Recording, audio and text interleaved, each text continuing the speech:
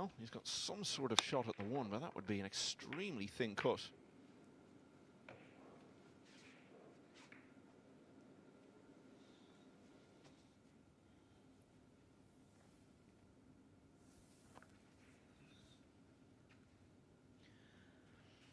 On the way to being runner-up in the World Nineball Championship last year, he played 9 matches, won 7 of them. His racks won loss total was 89 for, 70 against. If he could replicate that here, that would make for a nice check.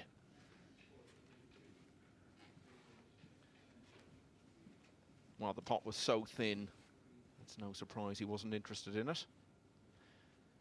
Mieszko Fortunski has been one of the stories, really, of the last day and a bit. He was in an awful position after losing his first 5 matches, but he's played 4 since then and won them all. And that includes 2 of the highest-ranked players in the tournament along the way, David O'Cady and Shane Van Boning.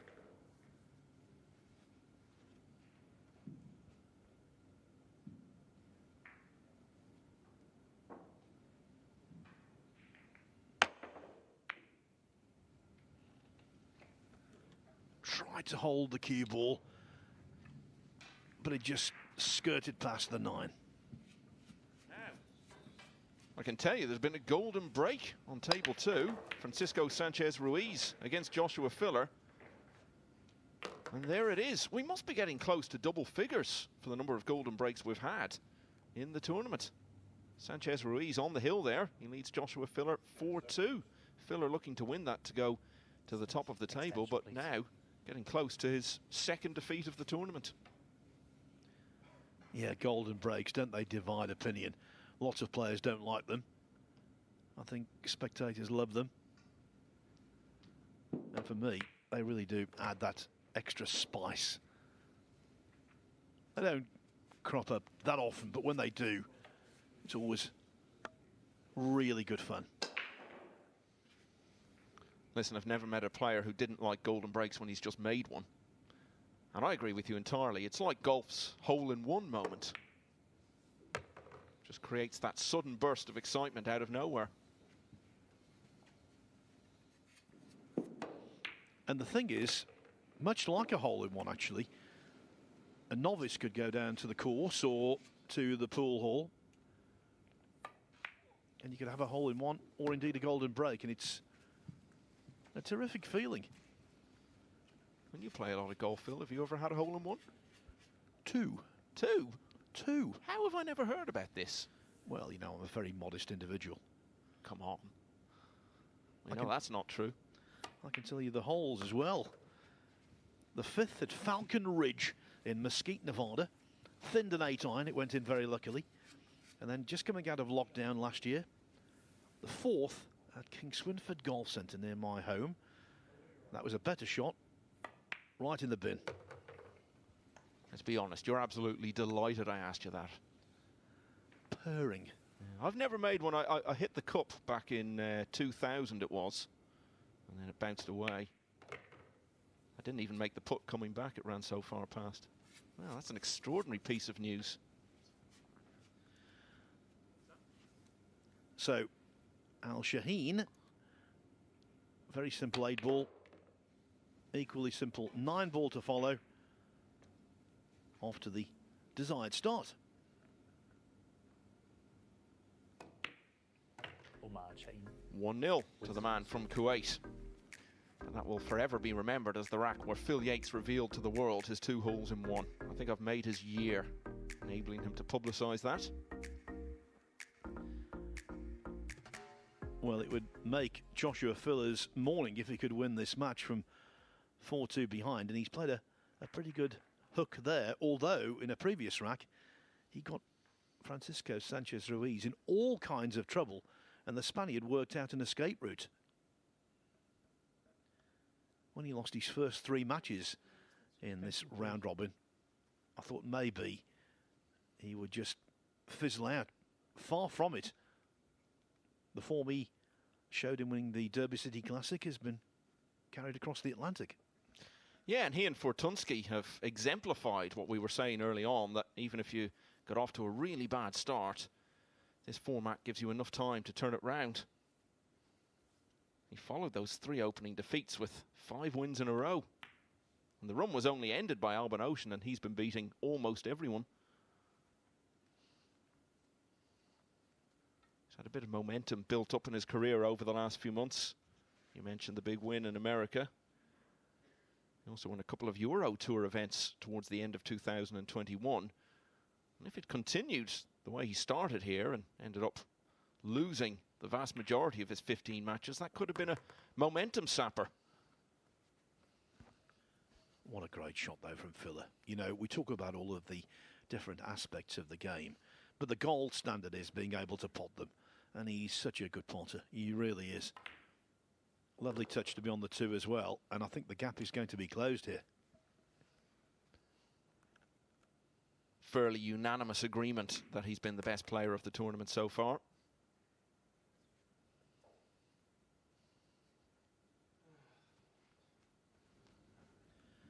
It's the second rack. Mieszko Fortunski to break. Trailing 1. So, Fortunski 1-0 down, but he's got the break in rack 2.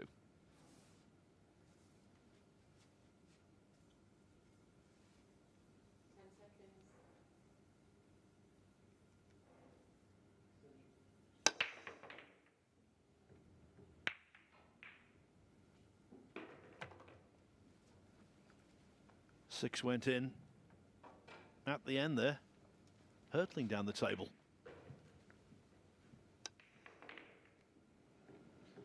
Fortunski in a similar position in his career to Al Shaheen. They're both going to be 30 this year.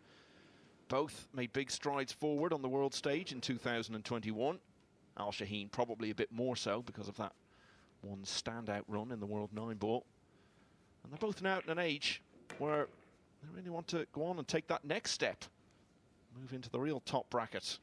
Establish themselves among top 10 sort of level in the world. Joshua Filler, firmly established for a few years now as one of the biggest and best in the game. And he's still battling away here, closing to 4-3 down against the informed Spaniard, Francisco Sanchez Ruiz.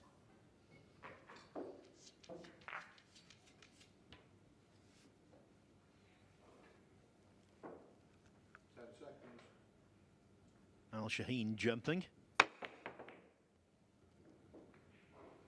Making contact. But you can tell by the shake of the head he doesn't particularly like the end result.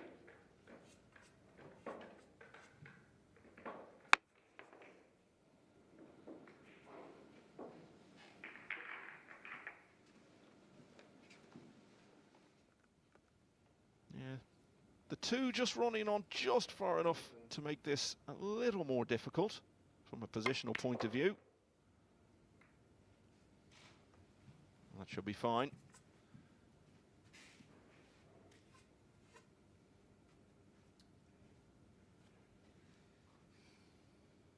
If it had stayed the other side of the pocket, Extension called. would have been very straightforward to just drop in. Drop onto it, I suppose.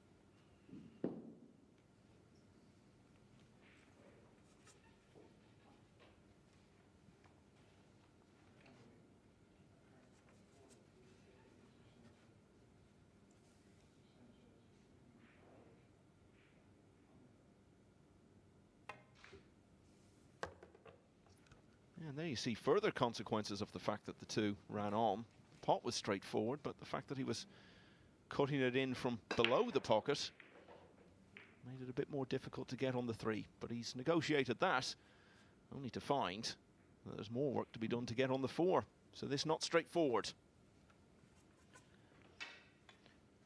It was a really delicate shot, that 2. 10 seconds. And to find mid-table with a cue ball, I think that's acceptable.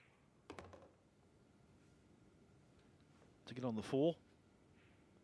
The use of running side. Oh, but the little flick on the 9 has been really horrible for him. That all goes back just to the 2 ball, getting those last couple of rolls, taking it the other side of the pocket. We see it so often in all cue sports, don't we? It's a gradual build-up. You get a little further and further out of position. Can't quite get into ideal position with it, and eventually it catches up with you.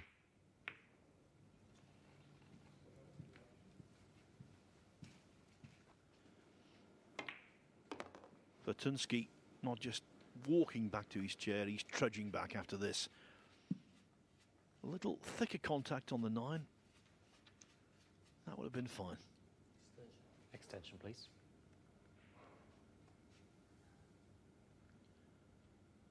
One of those instances where he's taking his extension here because this is such a big shot.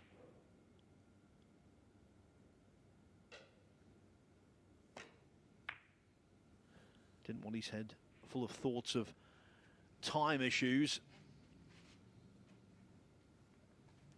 Played the 2 in one shot, which was entirely viable. He could get the cover behind the brown 7 and still be on the purple 5. Not a bad effort. Now this is where these 4-inch pockets come into play.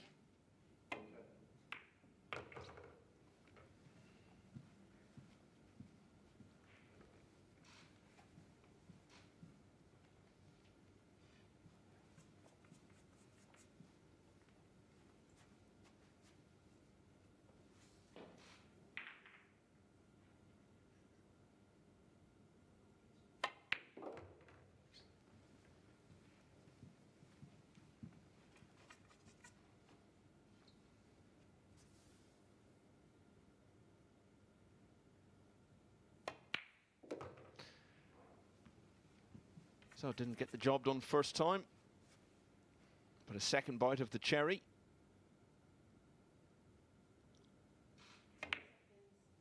And in a match which is absolutely crucial to the phase 2 ambitions of both of these players, Fortunski has levelled at 1 each. Wins the second break.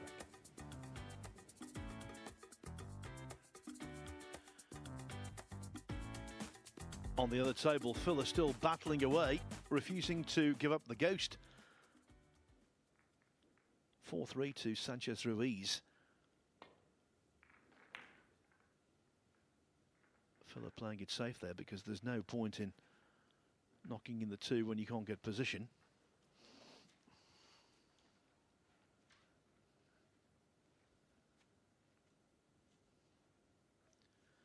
Just to repeat, if he can win this match, he would go top of the standings.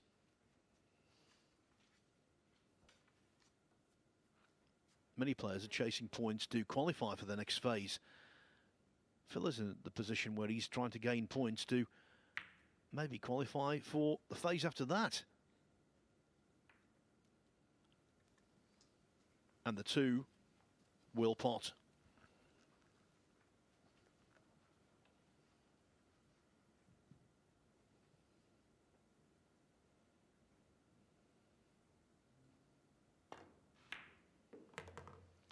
This is why you can never write Filler off in any match. He's so good at capitalising on the chances he's given. Just simply such a good potter. When you're in front, you can't give him an avenue back into it.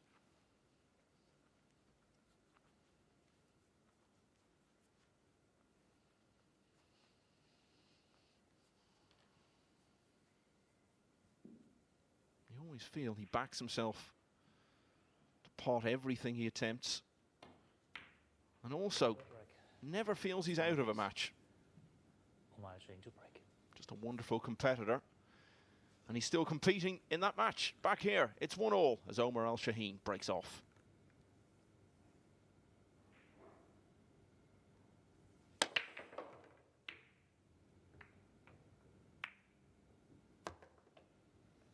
And he'll take that all day long. He's got a couple down off the break. He's nicely on the 1. And of course, got to figure out a route to the 3.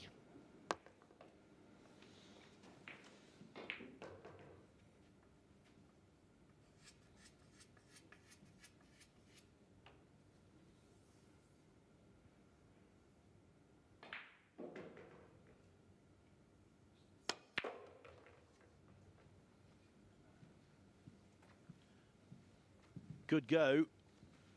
He can see a portion of the three, but not the potting angle, of course.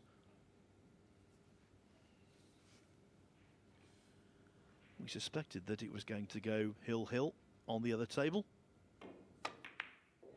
Bingo.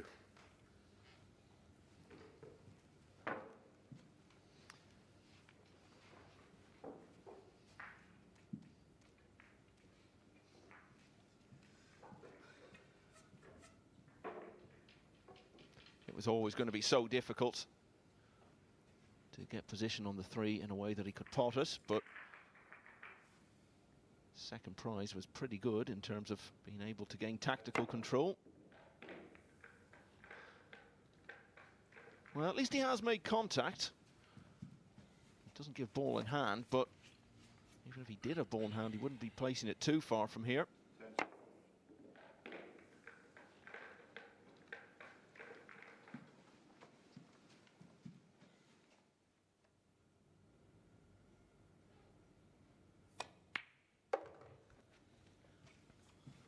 Omar Shaheen has a history of big occasion success over Polish players. When he got to the final of the World Nineball Championship last year, he defeated Thomas Kaplan 11-6 in the quarterfinals. And in the last 64, he came to a nail-biter 11-10 against Daniel Maciol. Yeah, it was a great run, made all the more dramatic by the number of close finishes he had along the way. After the Maciol match, he had another hill-hill finish in the next round against Chris Melling. Even in the semi-final, it was only 11-9 when he beat Oliver Szolnocki. So just a wonderful story. Didn't quite reach the conclusion he'd been hoping for. Got off to a poor start in the final against Albin Ocean, but turned it round to lead 9-7. Didn't win another rack, though.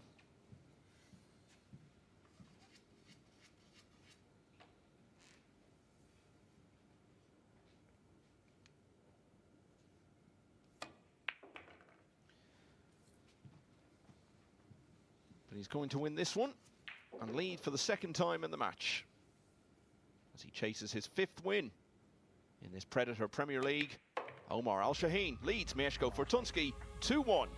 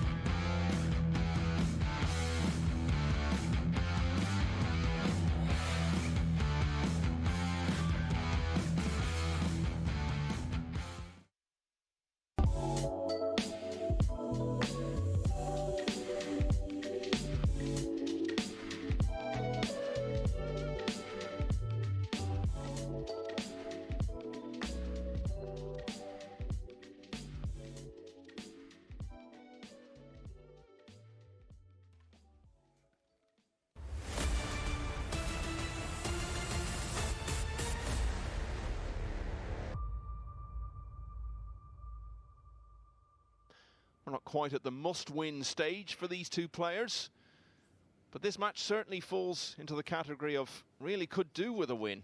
They've both got 4 from their 9 matches so far. Are probably both looking for 2 from their remaining 6 to make sure of getting through to the next phase. The full frag. Omar Shaheen with the upper hand at the moment, but Mieszko Fortunski with the break in the fourth rack. Francisco Sanchez Ruiz is 3 balls away from victory against Joshua Filler on the other table. We've seen Filler battle back to take it to a hill finish. And I can update you by telling you that he just narrowly avoided the scratch in potting the 7, Sanchez Ruiz, but he's left himself with a real nasty 8 all the way down along the side of the table. You can see it there. Well, he made a real hash of his positional shot. It was a dry break, and it looked as though Sanchez Ruiz was going to take advantage, but the position from 7 to 8 was askew. Yeah, not surprised that one went astray. Not surprised in the slightest. What a let-off for Filler. Extension, please. Yeah, and a mini let-off maybe for Sanchez Ruiz, and that this could have turned out a bit worse.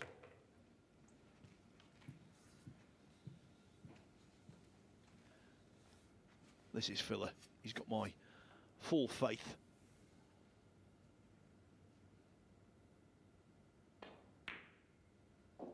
Never in doubt, Michael. Yeah, well, absolutely. And his wife Pia watches on in the background there. Joshua Filler completes a really creditable result. We actually saw a little fist pump there from Pia Filler. So Joshua just rolls on, goes back to the top of the table. 11 played now, and he's won 10 of them. Well, you've got to hand it to him, haven't you, Phil? He's just such a competitor. You talk about people having a never say die attitude and never know when they're beaten. You would imagine that was routine for top professional sports people, but it actually isn't. Some people just have that extra instinct in them that they're just so good at finding that knack of getting across the line, even in testing circumstances. Yeah, back on table 1, I agree with all you've just said.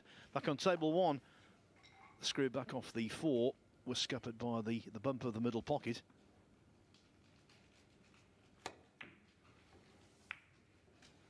Where's that 9? Oh! Wins the reg. Well, he looks almost embarrassed by that, but he'll gladly accept the 3-1 lead. What a key moment that could be. So let's have a look at it again. What fortune to just catch the 9 at that angle.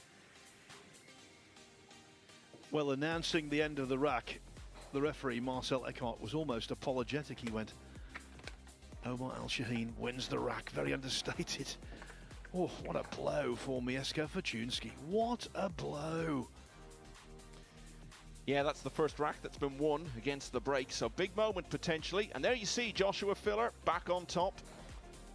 Level with Alban Ocean on matches 1.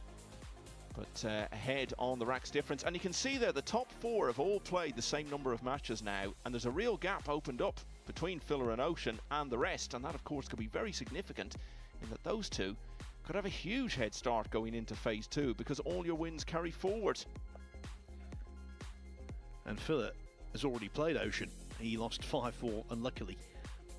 So potentially they could both go in with 14 wins. Ocean with some tough matches still to come, though. That's the situation down the bottom. Eklund Kachi, what a dreadful day he's had. He's still got some action to come. He's bottom of the table. And there you see Omar Shaheen, who's in such a strong position now in this match. What a significant move forward he could take take here by winning this one. Kelly Fisher, you see, gradually sliding down the table as well. She was in a very strong position, less so now after some of the setbacks that she's had. It's getting exciting now, Phil, isn't it? We're really getting close to that point where players are clinching their places, or maybe, as we'll see later today and early tomorrow, bowing out of contention. He's had the luck, Omar Shaheen. Can he follow up with a really good break?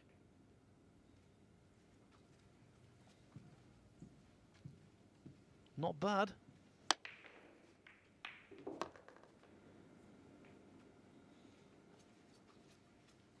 Now Yuki Oi and Max Lechner already arrived at the table on the other side of the arena. Lechner finally getting a win last night, but only 1 from 10. So you would think probably needs to win all, or at the very least all but one of his remaining matches. Really would be a miracle if he made it.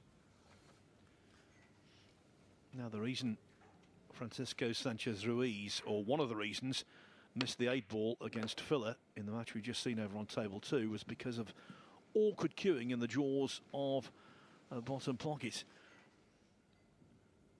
Ditto Al Shaheen. But of course, with the 5-ball over the pocket, that was a very simple combo.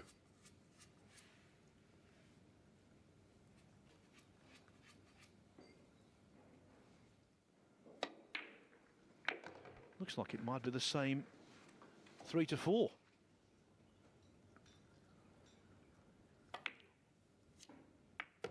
How about 2-4?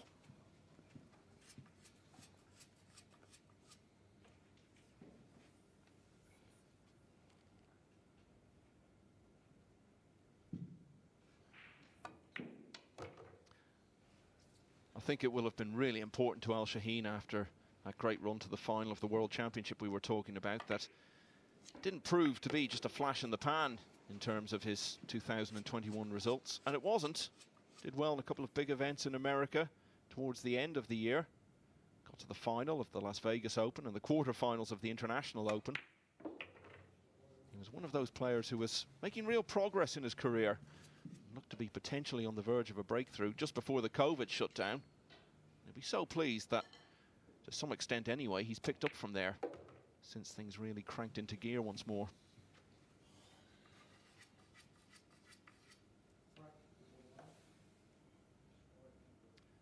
And he's certainly moving through the gears here.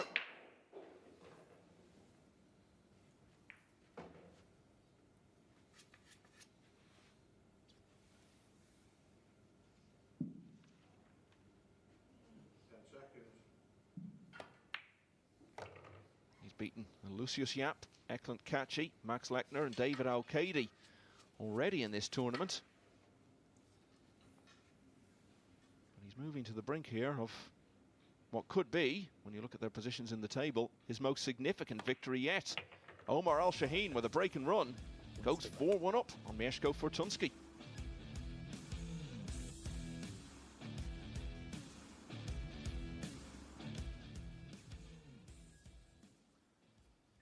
Look next door. Max Lechner, as I said, in miracle territory.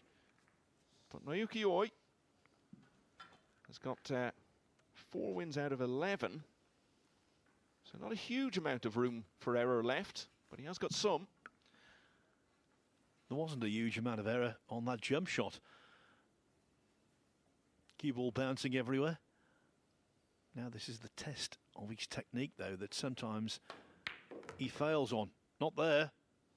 Not there. But another lengthy pot to come.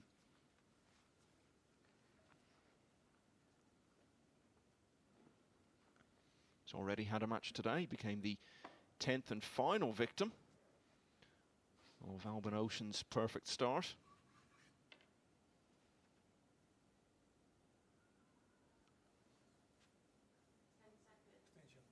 Extension, please. Something you don't see very often, Phil. Even when the player takes the extension, he goes back to his chair, has a bit of water. Normally it's a case of every second counts and you don't want to waste even one of them.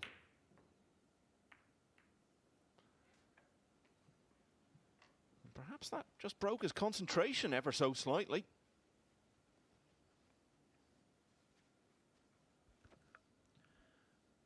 Well, he used the 8-ball to retain position on the 6. But in the end, it's the 9-ball that's been of greater benefit. Extension, please. Don't want to keep beating the same drum, but Max Lechner overall has had some really ill fortune. Yeah, he's had all those defeats, but it's not like he's been getting beaten out of sight in those matches. Most of them have been pretty close. A couple of his defeats were hill-hill, and nearly all of the others were 5-3. Did get that win, though, over Jason Shaw last night, and at least he's going to avoid the humiliation of losing all 15, which was starting to look possible.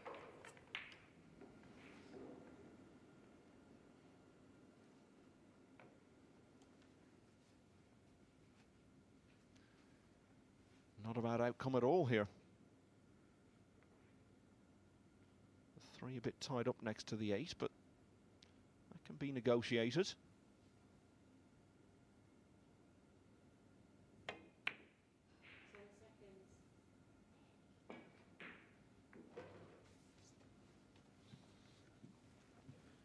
It's going to be a hard-working rack, this. You surprised by his choice of shot there, Phil? I thought that one was going to be a cut to the corner. It was extremely thin. 10 seconds. 10 seconds.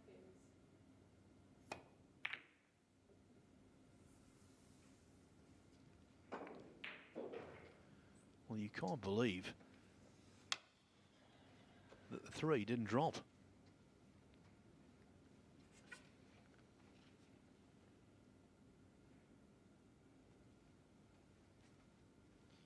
You said it was going to be a hard-working rack. It certainly looked that way. If he can get through to this 1 here, make the combination onto the 3, could turn out very differently. Oh, but you can see from that angle.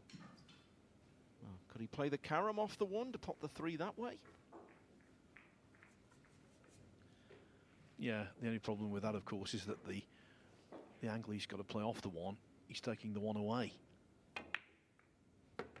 Oh, well done. He's just played a really delicate touch on the 3, and he didn't really deserve the cue ball being on that side cushion.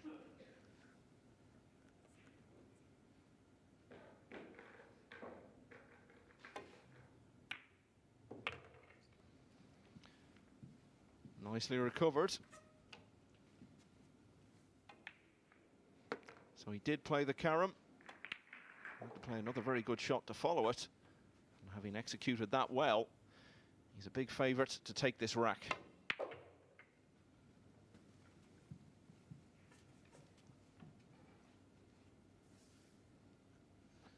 So really, you look at it, that piece of good fortune that Omar Al-Shaheen had in the 4th rack could prove, in one sense, to be the difference between the players, because that's the only rack that's gone against the break.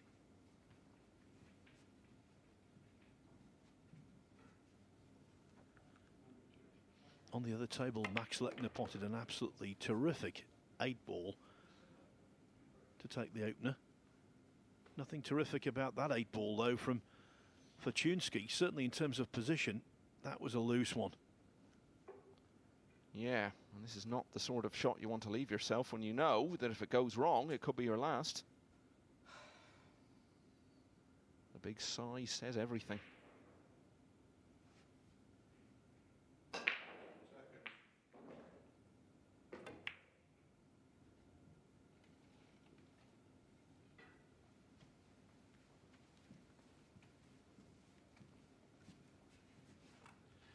Almost maximum distance between white and Nineball, as the Nineball just catches that near jaw of the middle pocket.